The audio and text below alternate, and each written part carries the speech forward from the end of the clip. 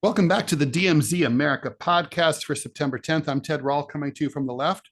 I'm Scott Stantis coming to you from the right. And before we get into this looming strike deadline with the United Auto Workers, I just want to answer from the end of the last segment that the origin of the bone of contention, we know what a bone of contention is, but apparently according to dictionary.com, this expression was first used in the early 1700s.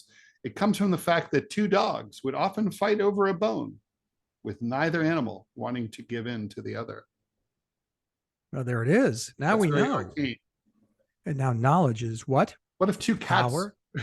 what if two cats were fighting over a mouse? And would it be the mouse of convention? Contention? Yeah, I'd love that. I don't know. All right, but it's strange. Anyway, all right. So, Scott, there's a looming strike deadline, only 4 days away. So I think we're talking about Thursday of this coming week. The United Auto Workers got another offer from the big Detroit automakers.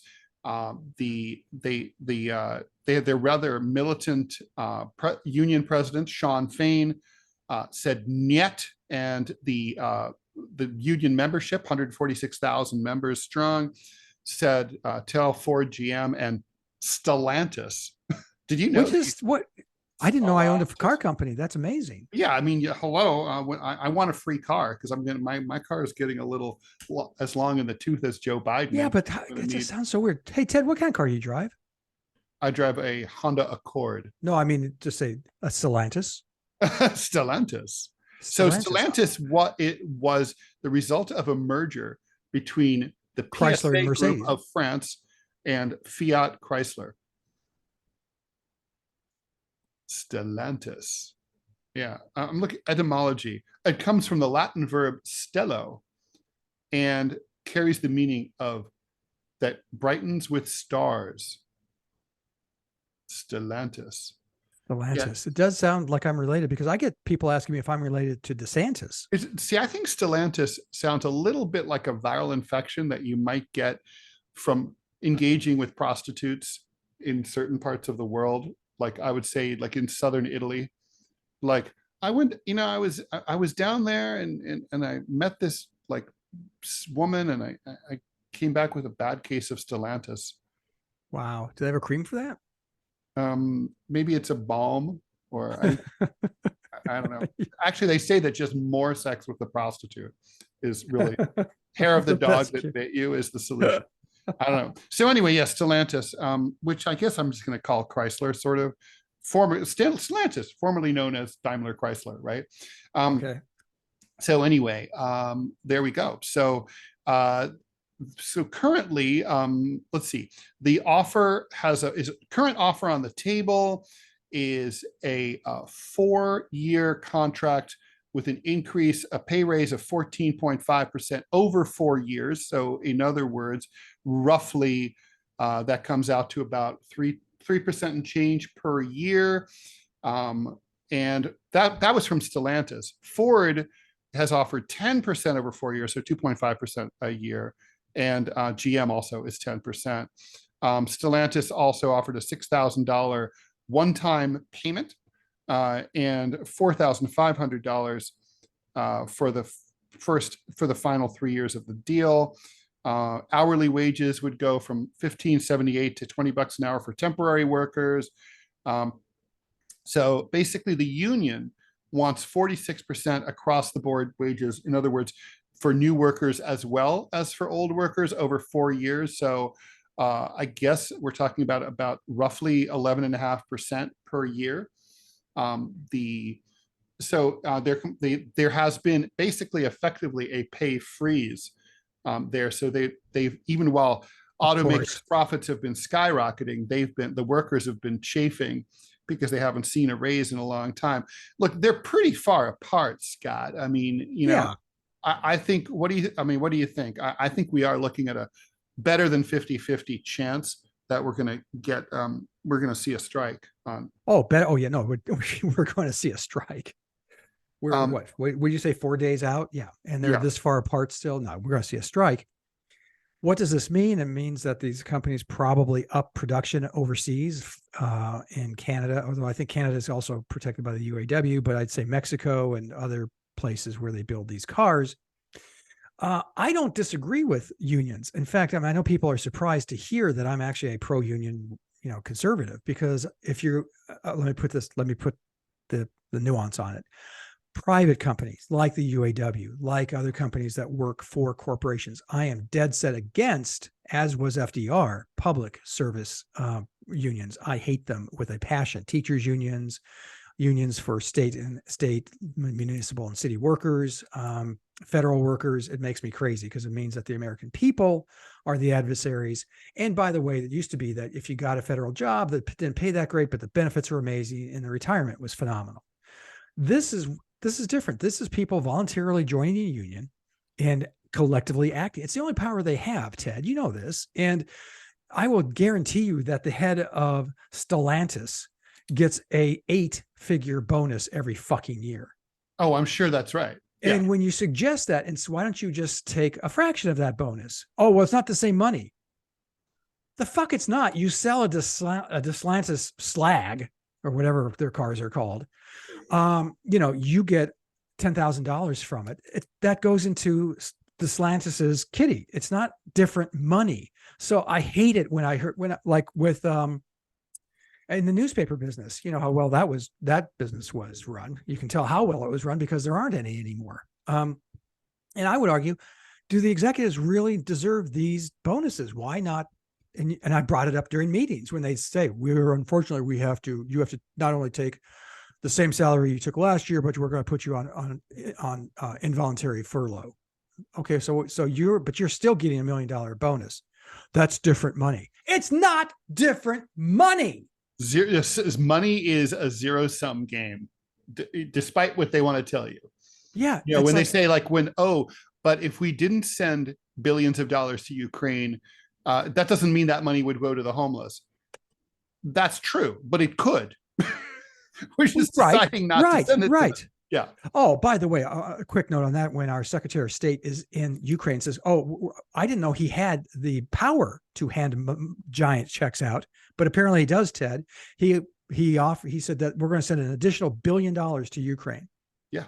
Well, and no strings attached. I love the fact that look, even if you support the Ukrainians, you got to admit it's a waste of money. I mean, they're losing. And they're not going to win. So it's like, now they're on an offensive, Ted. Stop it. Stop it. We have captured former gulag of Kazakhstan. We are in, yeah. Population is 4. They are very happy to be liberated. I mean, no, it's ridiculous, right? I mean, they're not winning, and now that's starting to become evident. Even the Washington Post had a really fascinating series of charts showing the movement of territory or the lack thereof. And basically there's nothing going on. I mean, it's like, no, I'm trying to remember, there was a little known podcast where this was mentioned by the conservative of all people. That's true.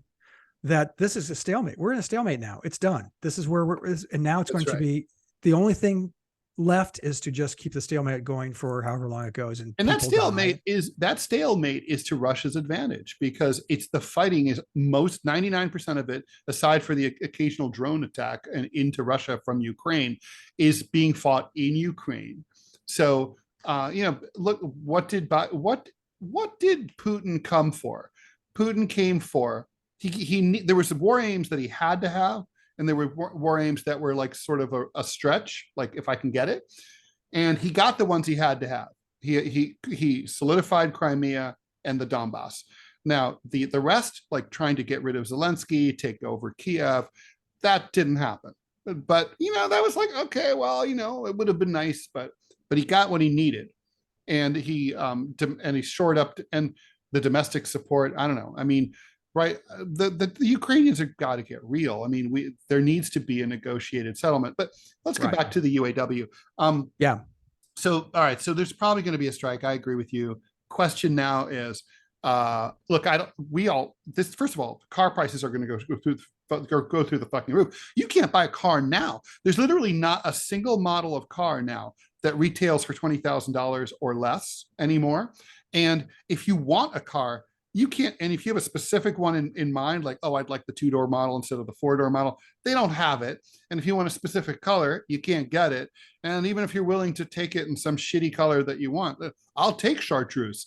It's like, oh, well, there's a waiting list. So it's that's obviously going to get crazy. I mean, you're going to have a lot of people did not buy cars during the pandemic, and there's going to be more demand, and then there's not going to be any inventory.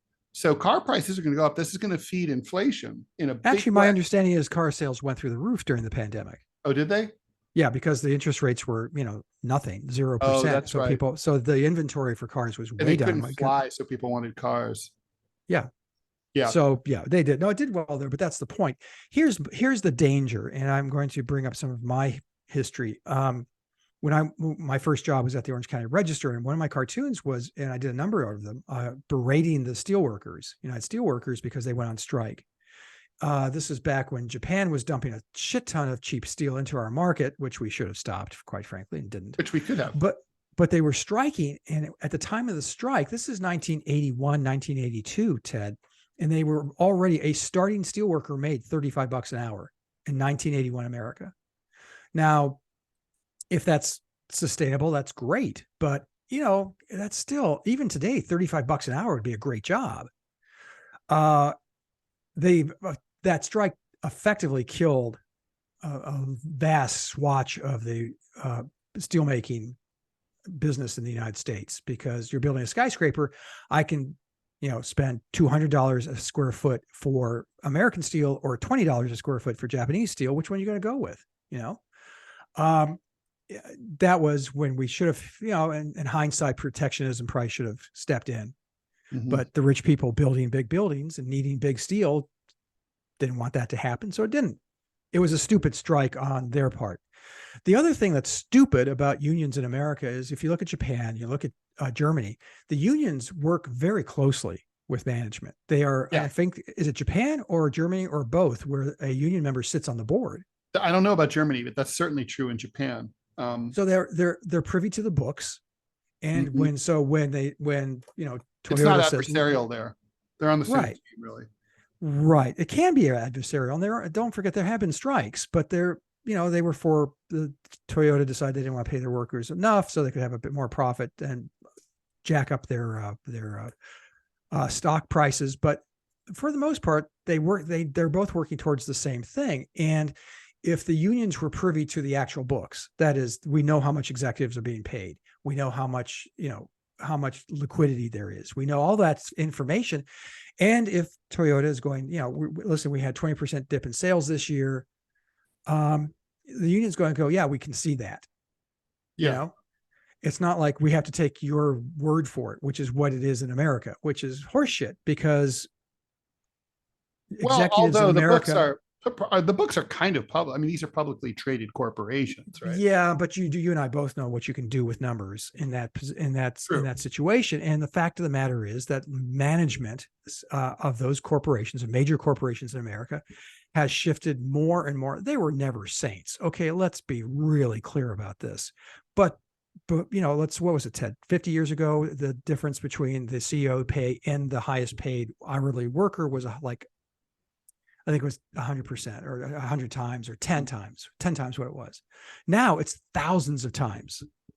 Well, that, it doesn't take a genius to figure out where this is going. Yeah, that's true.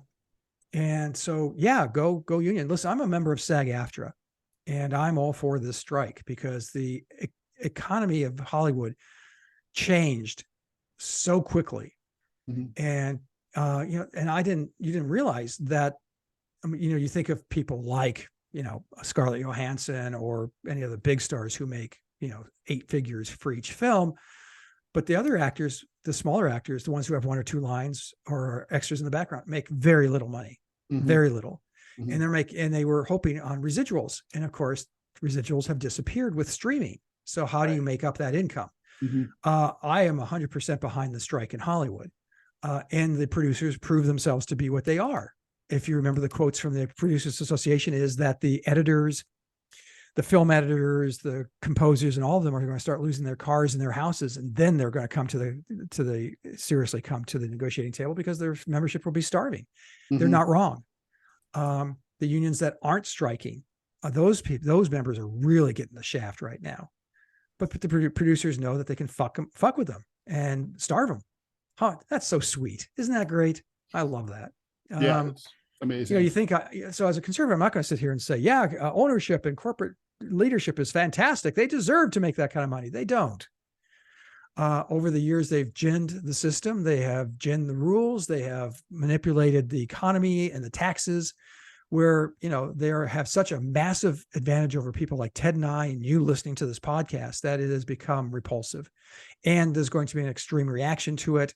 I believe that we're going to see now a fall of strikes, because the UAW is not the first one to strike. Obviously, SAG-AFTRA and the writers in Hollywood, but you're going to see a bunch of organized labor. And I think, frankly, this generation of workers, our kids and our grandkids, are of the age where they're going to say, "Fuck this! I'm going to unionize." Well, I'm always pro-union, so I'm happy to see this. I wish the union the best. I hope they get a great contract. I hope they get everything that they want and more. You know, I found it interesting. Some of their demands are really cool. Like they want a 32-hour week with 40 hours of pay. They want a restoration of traditional defined benefit pensions, and as opposed to 401ks for new hires. 401ks are bullshit. So I think, you know, and they said they've gone, and also their retirees have gone without cost of living increases for over 10 years. And so, you know, obviously that's not good. These people have a lot of money. So anyway, let's leave that, and we'll look come for the union label when you are buying a shirt, coat, or dress. Remember, somewhere our members. Make me stop, Ted. No, I like it too much.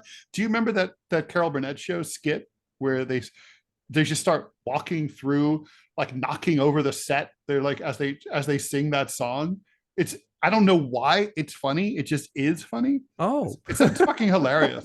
Yeah. For those of you who have no idea what I just sung, there was a commercial in the 70s and 80s for pro-union. It was for the garment workers.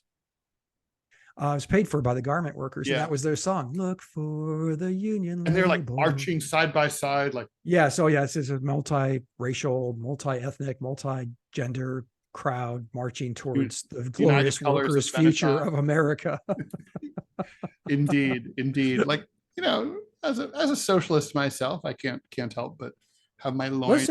Listen, when the I'll leave you with this. When the Chicago Tribune newsroom decided to unionize, I was one of the first people to sign up. All right. God bless you, Scott. And with that, we'll come right back.